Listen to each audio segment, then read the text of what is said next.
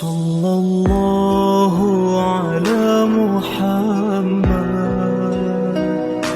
sallallahu alaihi wasallam, sallallahu ala Muhammad, sallallahu alaihi wasallam, sallallahu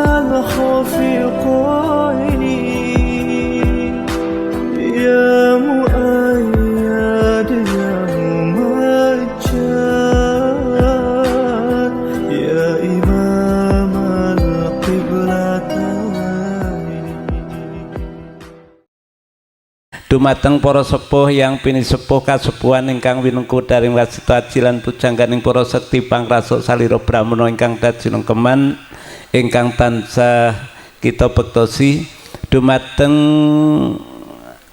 ngarsanipun Bapak Pengulu ingkang kita dereki wabil khusus keluarga agung panjenenganipun Bapak Hadi Hartoyo tiyang sepuhipun Mas Nova Setiawan saking Tlatah Mandala Cimangguk Cilacap ingkang sinuping ing pakurmatan para adilenggah kakung putri ingkang boten saged kawiji-wiji ingkang tansah pikantuk barokah Allah taala.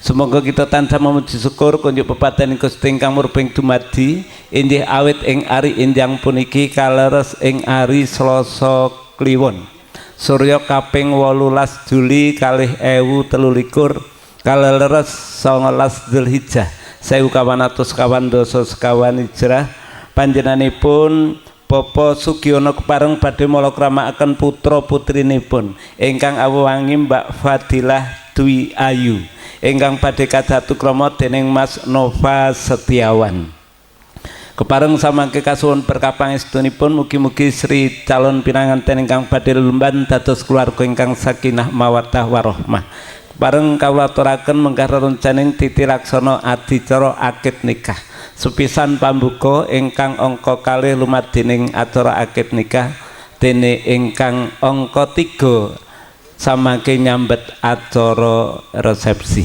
ingkang menika kepareng lumadening acara sumangga kita dherekaken kanthi wasilah waosan basmalah sarengan sumangga bismillahirrahmanirrahim.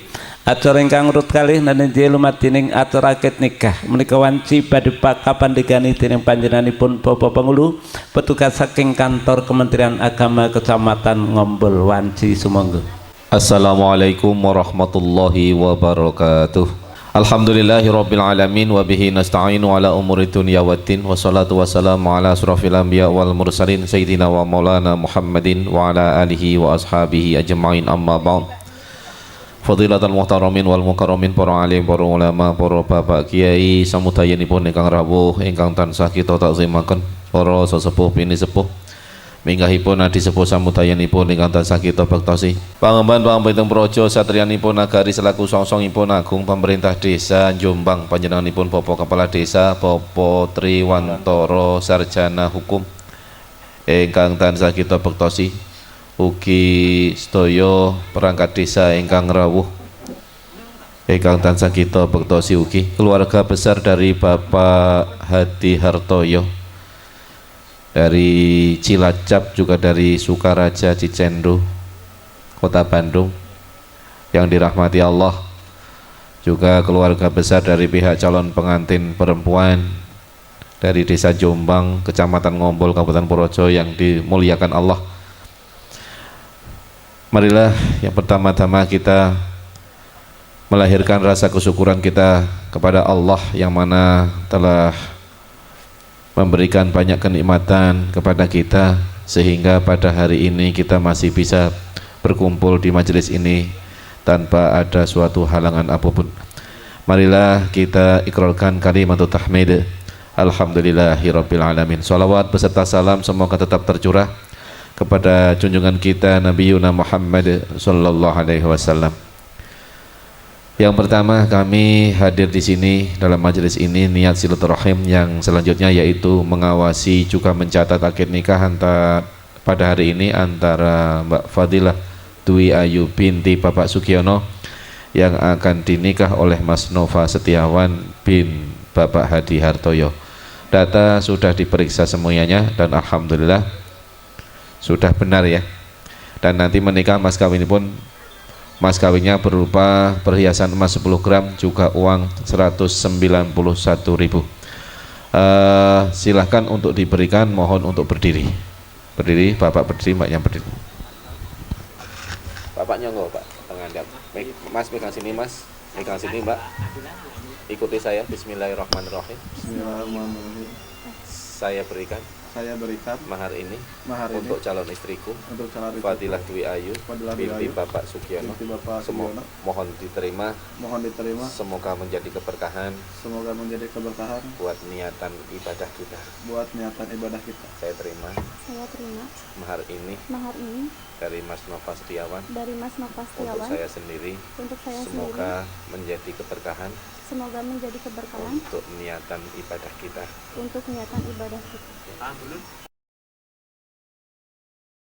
Pak Sugiono badhe pun ijabaken piyambak napa kepepun kersanipun? Wakil mawon nggih. Nggih monggo. Salaman riyen, salaman. Monggo nganu matur piyambak ngendika piyambak. Bismillahirrahmanirrahim. Kula Sugiono ngersaya panjenengan Pak Pengulu panjenengan kula aturi amakili kula nikahaken anak kula Fadilah Dwi Ayu pikantuk Mas Nova Setiawan. Mas kawinipun emas 10 gram kalian arto 197.000 rupiah sampun dipun tampi.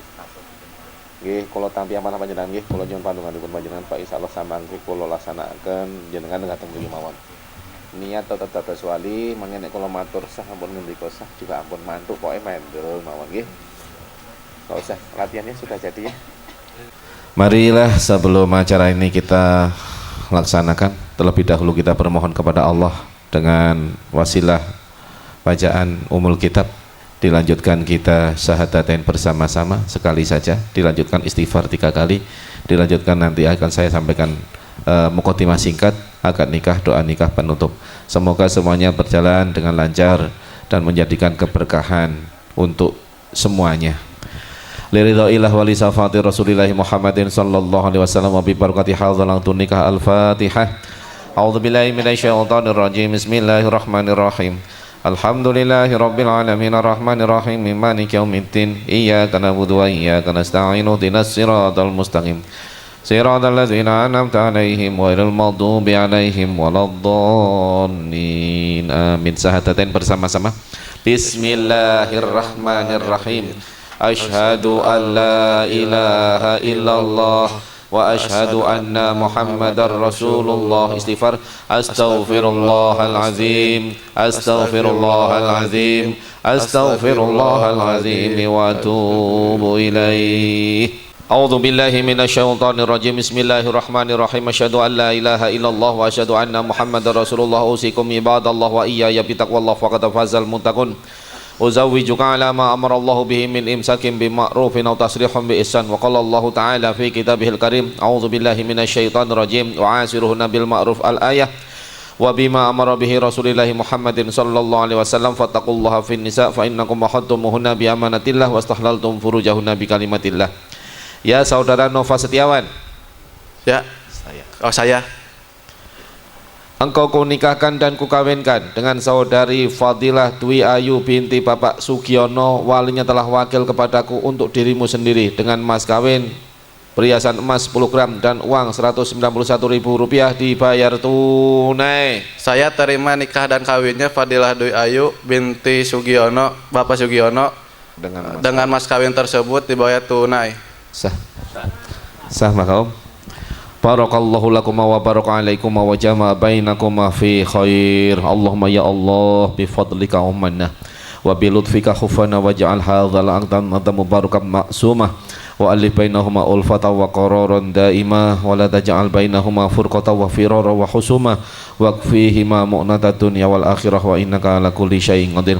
Allahumma ya Allah alqi bainahumal mahabbata wal widad warzuqlahum naslan salihan minal banati wal aulad hatta turiyahumal asbata wal ahfad wa anta fadahuma min makayidil khalqi ajma'in wa anta ja'alahuma min ibadika sholihin wa anta wasi'alahumar rizqa. Allahumma yasir umurahum amri dunya wal akhirah wa innaka ala kulli syai'in qadir. Allahumma alif baina hadzainil arusyain kama alafta bainal ma'i wat tin wa kama alafta baina abina Adam wa ummina Hawa wa kama alafta baina sayyidina Muhammadin sallallahu alaihi wasallam wa Khadijatul Kubra wa kama alafta baina sayyidina Ali karramallahu wajhah wa Fatimah az-Zahra. Rabbana atina fid dunya hasanatan wa fil akhirati hasanatan wa qina adzabannar. Allahumma atim lana bil khair wa sallallahu ala sayyidina Muhammadin nabil mi wa alihi washabihi wa baraka wasallam. Walhamdulillahi rabbil alamin. Qabul al-Fatihah.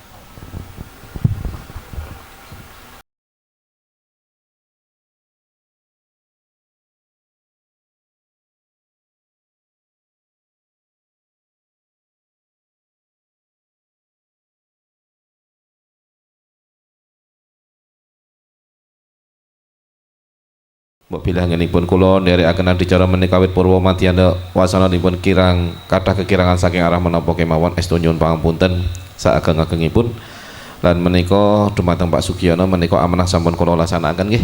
Mbok bilih kathah kekirangan nyuwun pangapunten lan sumangga kita tutup adicara akad menika, kita tutup acara akad nikah ini dengan sama-sama mengucapkan kalimat tahmid. Alhamdulillahirabbil alamin. Dari saya demikian saya. Assalamualaikum warahmatullahi wabarakatuh.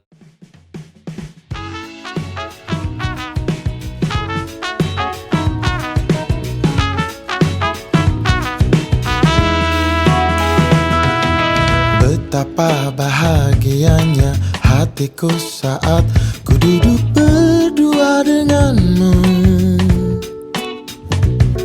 berjalan bersamamu, menarilah denganku. Namun bila hari ini adalah yang terakhir, namun ku tetap bahagia. Selalu ku syukuri, begitulah adanya. Namun bila kau ingin sendiri, cepat-cepatlah sampaikan kepadaku, agar ku tak berharap dan buat kau bersedih.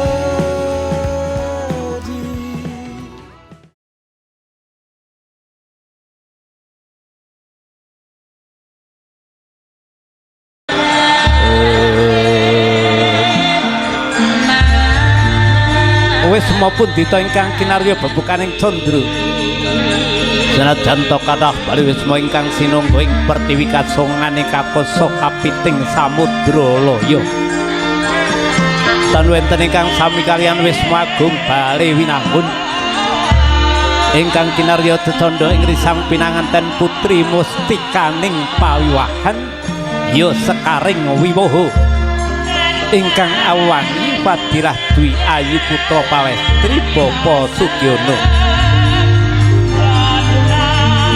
mapan sasana pahargyan ingkang macandha ana parang pradesan Jombang kang katon panjang kunjung pasir palukir loh ginawi kembah ripat toto titi tentrem tuwin raharju kawistara Sri Pinanganten Putri Kinanti dening Rama ibu ing kanan keringipun ketingal pangageman ingkang awarna kresna ya awarna langking ya awarna ireng ya awarna cemeng ketingal sinulam benang kencana pating biar pating caloro tejani angagem sekaran binilih yen to kinarya lumaksana pindaning taksaka kang angalon lampah angagem tetunduk mentul pinasanging mustaka yen to kaduru pindha asta kenya kang angawi-awi mring kekasih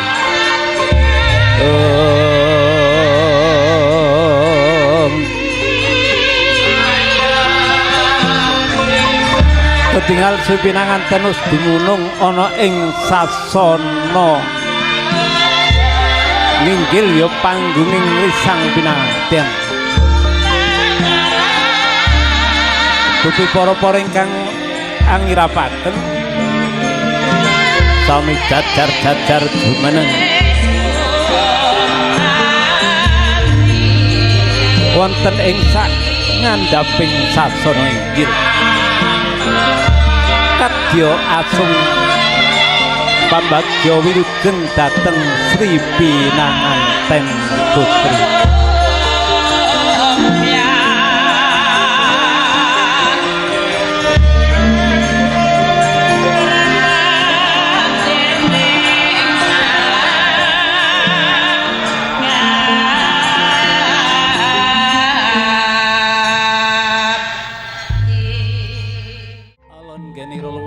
Pinanganten jalu tumuju ing sasana panggih ya panggih Pinanganten ya temuning Sri Pinanganten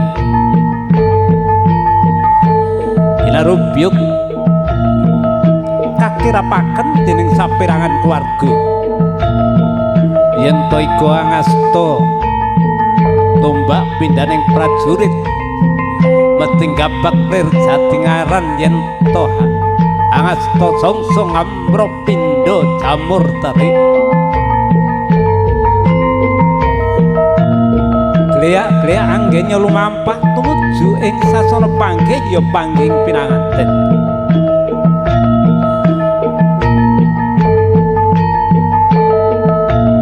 sinambi amreksani kapuraning pahargyan ya wiwaraning pahargyan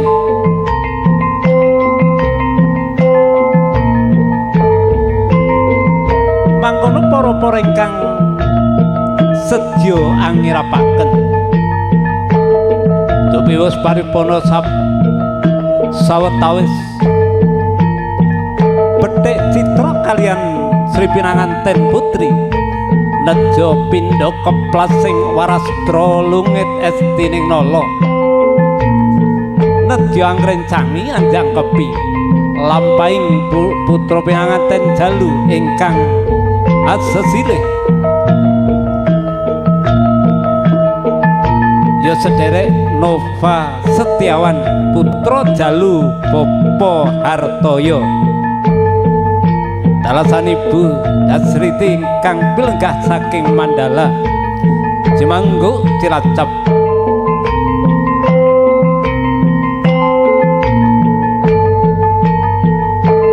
ketinggal para-para wis tumuju ing sakajenging kori amapek pinanganten jalu nedya angestreni lampah nyo tumuju ing pangging pinanganten.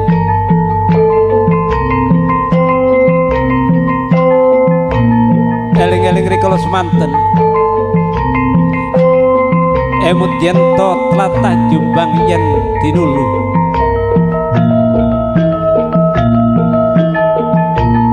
ing ajeng kacarita ketinggal panjang punjung pasir palukir gemah ripah loh jinawi sayekti pasir samudra wukir gunung ketinggal parang pradesan Jombang tan tebih kalian harga tuwin samudra kinarya papaning mino angupaya buga tembung loh jinawi loh kang sarwa tinandur dadi ento siti ketumpangan warih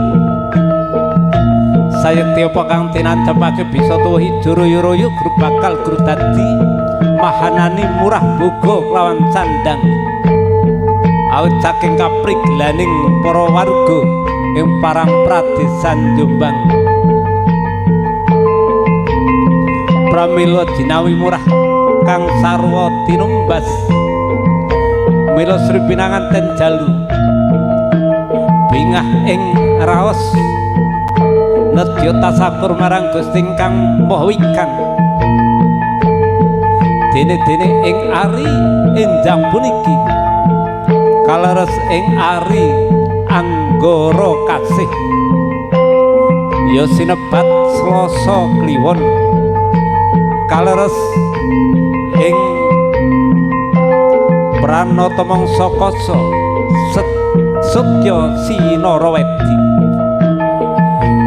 dupi wus wonten ing sangandhaping kori Sri Pinanganten Jalu Jurupais pangrengga busana nedya asung sasmita dhateng putra pinanganten putri dalasan Rama Ibu tumuju ing sasana panggih ya pangging pinanganten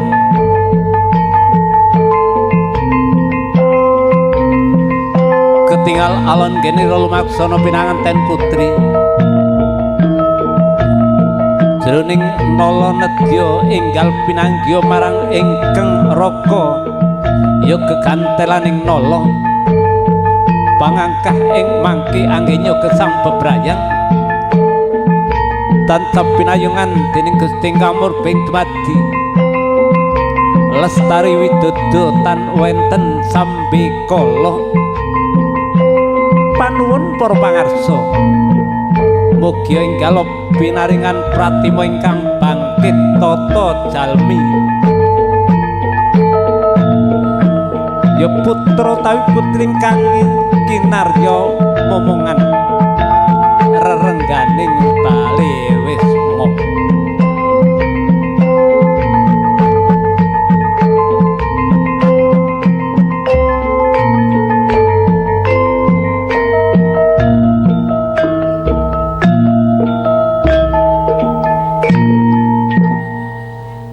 ketinggal Sri Pinanganten putri wus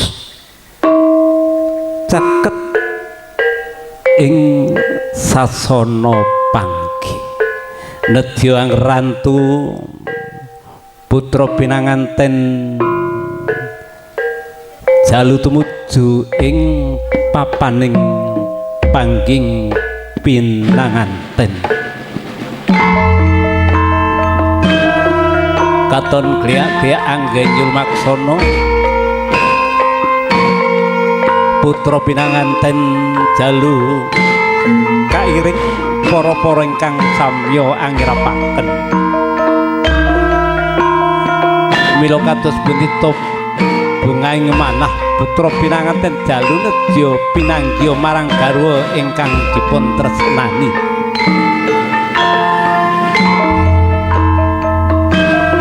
ketinggal saged geni rumaksana sami aben-aben tempo ing catur netra asta kang anggenggem gantalan nedya kasawataken ing jojo ingkang dumadi saking suruh kang lininting tinangsulan lawi seta suruh kalamunta dinulubit do lumah lan kurepe kalamunta ginigit padha rasane senajan to sawiji putri sajuga priya wis manunggal lair batinen sayekti wis dadi jatu kramane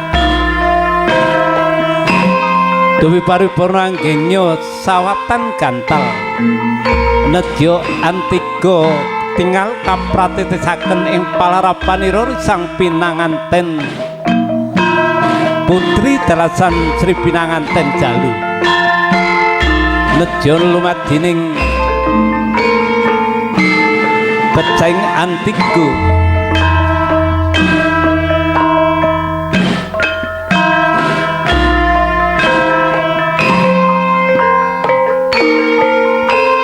Sri Pinanganten Jalu anapak antiga tinapak ing padha ketinggal pecaing atiga babar tirta kang awarna reta tuwin seta bibit kawit gati-gati Sri Pinanganten putri sigra amiji samparan ingkang raka tan kantun tansah nenuwun marang Gusti ingkang murbing dumadi pangarah lan pangajab mugi anggenya lelampah wonten ing alam brayan kanthi resi ing nala resi ing ati rina wengi tansah pinayungan dening Gusti ingkang murbing dumadi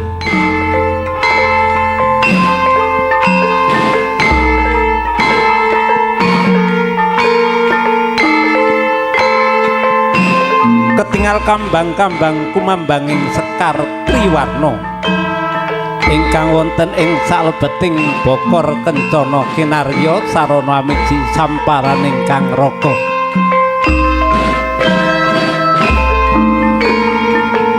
mila dening manah anamung anyuwun anyadong rumetaing Gusti kang Maha Agung Lestari Widodo anggenya gesang sesarengan gesang bebrayan ketinggal ngetingalaken sungkem bektosipun Sri Pinanganten putri nedya tinaling dening ingkang raka ngaras asta Pinanganten putri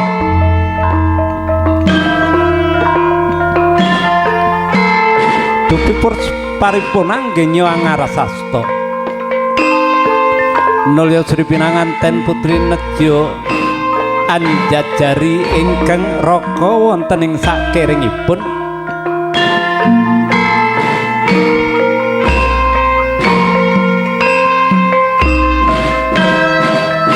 estuning parasdya dupiwes ketingal jajar nedya panjenenganipun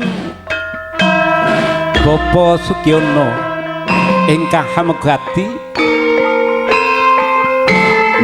pinara ing sak ngajengira Sri Pinanganten Sarimpit angasta sindur sinjang kang awarna rekta tuwin seta bojo ing sindur kaasta kinarya sarana hanununtun ingkang putra wonten ing sasana pinajang kromanggra kiting nawang sasangka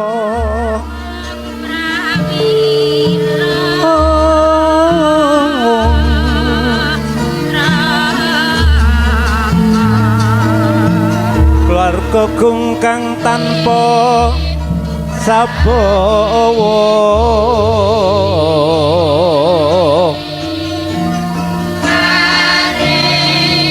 mangun manguga unengan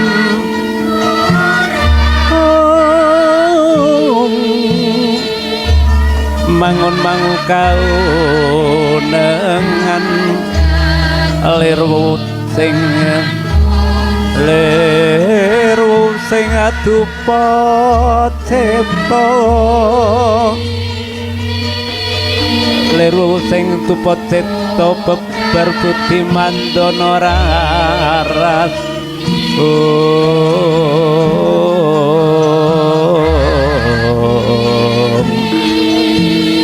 ketinggal alon genirul maksana Sri Pinanganten Sarimbit kasindur dene ingkang Rama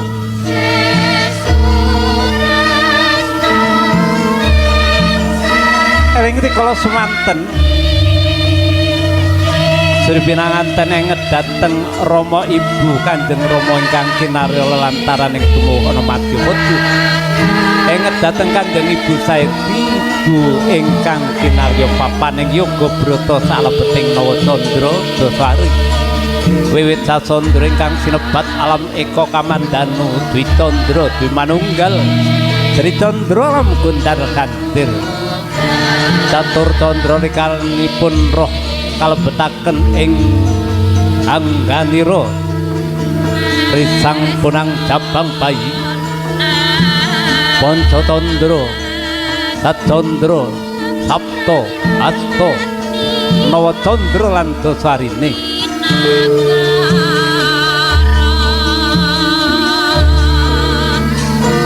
pramila kepareng Sri Pinanganten wonten ing sasana nginggil kanthi nuntun dening Kang Rama dupi wis ketingal paripurna nedya sindur senjang kalorot dening para sedya dupi wis kalorot sindur senjang lumadening acara trajon utawi pangkon utawi bobot timbang mangkono Sri Pinanganten Sarimbit katimbang dening Kanjeng Rama nedya Kanjeng Ibu anyaketi dhateng ingkang Raka alon-alon ririh anggenya badhe marak matur dhateng ingkang Raka Kang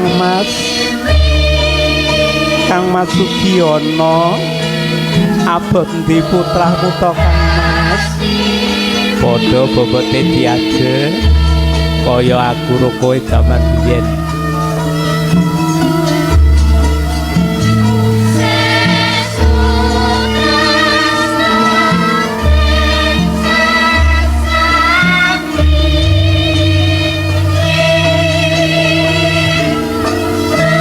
matur piyambak nggih ora lega ora lila ora ngendikan piyambak dupi paripurna katraju Sri Pinanganten Sarimbit nedya karangkul pamidanganira dupi sampun karangkul nedya kalenggahaken ing sasana pinajang ingkang winastan tanem utawi dudukan wis ketingal lenggah sarengan Sri Pinanganten Sarimbit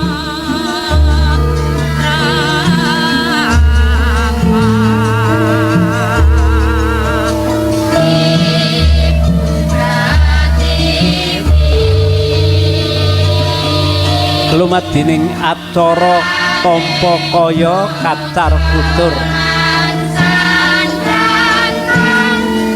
putra Pinanganten putri Angasta Kayu katsu kinarya wadaing guna kaya ing pakati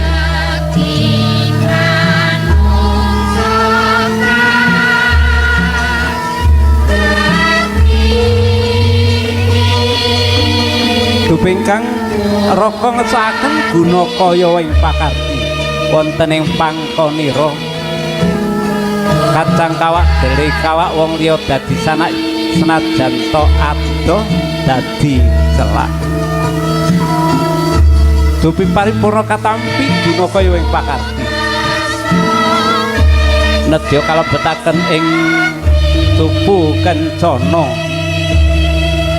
dening parasdya kasowanaken dhateng Rama Ibu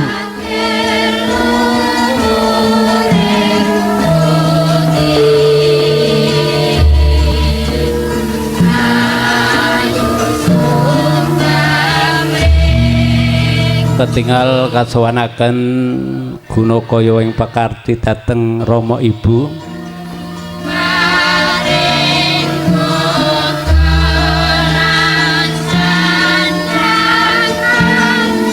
Kanthi sukalega ing manah Gunakaya ing pakarti wis katampi kepareng juru ladi nedya angaturaken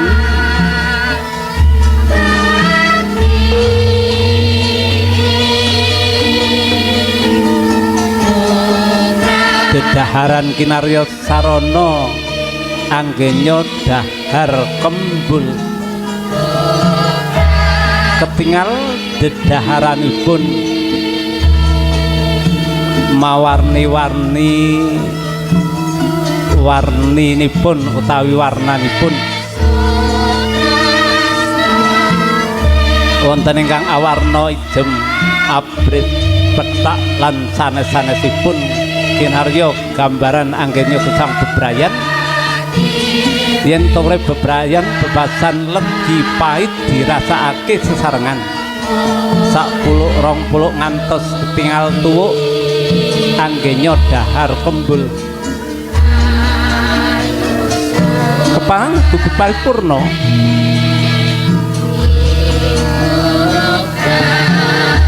angrakit Sri Pinangan tenedya ngunjuk sarengan tirta suci pawitra maning kang wis kabesem nedya tinunjuk sesarengan bingaing wardaya dupi wis paripurna anggenya dahar kembul tuwin ngunjuk sesarengan ingkang kepareng badhe lumadi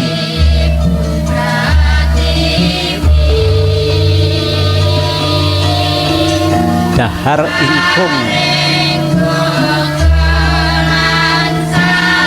ingkung ayam dahar sarengan ingkung saged sinebat manekung pramila kedah manekung namung dhateng Gusti ingkang Maha Tunggal wonten ingkang ngamestani ingkang dipun damel menika ingkung saking soto jalu saking pitik lanang iku lelakone ora kaya dara nek mangsane angrem babone tinggal lunga benten kalian dara pramila kinerut kanthi tangsul mugi lelampan putra pinanganten jalu boten kadya soto jalu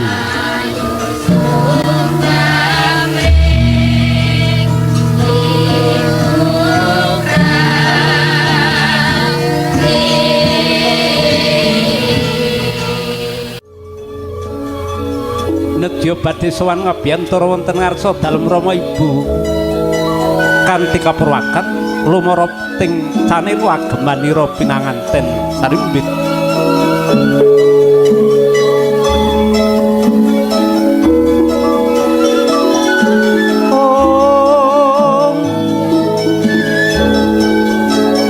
rem-rem kembang apa pengasari mular kembang trate bang rerayungan long malangkung nutilene ngetir pacarup ganggeng kelawan lumut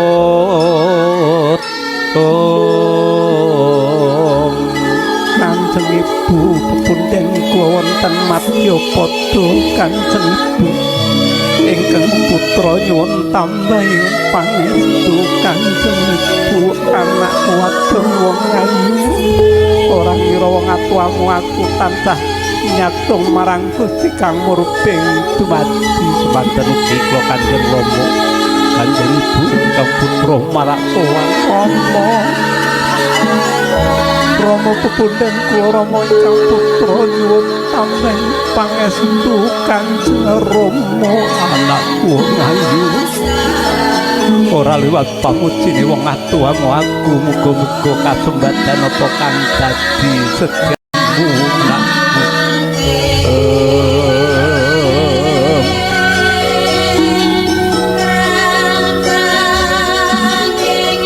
acara bekanggeng lawan lumut nutiline ngate reto Kanjeng Ibu tepi-tepi ngantos dumugi wilayah Purworejo ingkang putur namung kepingin gesang bebrayan kalian adik Fadilah ingkang putra tresnani Semanten ugi Kanjeng Rama ingkang putra nyuwun tamih pangestu Rama anakku lanang aja kaya bocah cilik sing pinter ngesuh keluarga awit awakmu sesuk bakal ditakoni tanggung jawabmu anggonmu ngesuh keluarga tak kandhani kasihan Kanjeng Rama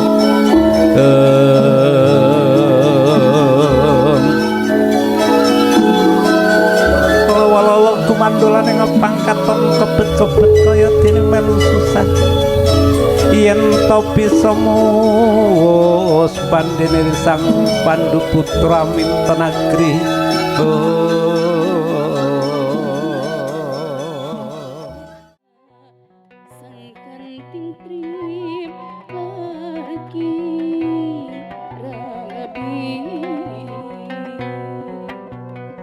tumut ka papagah sepuh tawisna hidupmu pusti kunci gedong kabagjaan aya di sepuh utami pundut mah anggur duana sangkan rapi laki rapi pamungkas kanu ngariung dada jembar pangaksami dada